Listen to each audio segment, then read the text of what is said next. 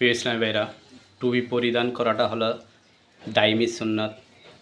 নবী করিম সাল্লাল্লাহু আলাইহি সাল্লাম টুপি পরিধান করতেন, টুপির উপরে পাগড়ি মোবারক পরতেন। সুবহানাল্লাহ, এতে কোনো সন্দেহ নেই।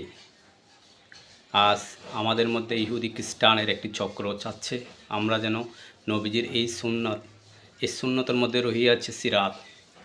টুপি পরাটা সিরাতের অন্তর্ভুক্ত, নবীজির কর্ম, নবীজির আমল।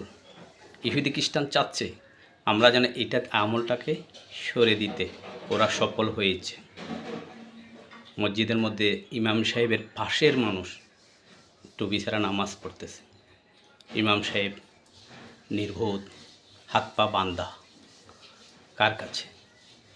কোন চক্র আজ আমাদেরকে সুন্নত থেকে, নবীজির সিরাত থেকে সরিয়ে নিচ্ছে? সফল ওরাই, ইহুদি খ্রিস্টান। আমরা পরাজিত। প্রিয় ইসলামীরা, আসুন আমরা সুন্নতের আমল করি, সিরাতের আমল করি। আমরা যেন সফলতার বাজারে আমরা পদার্পণ করতে পারি।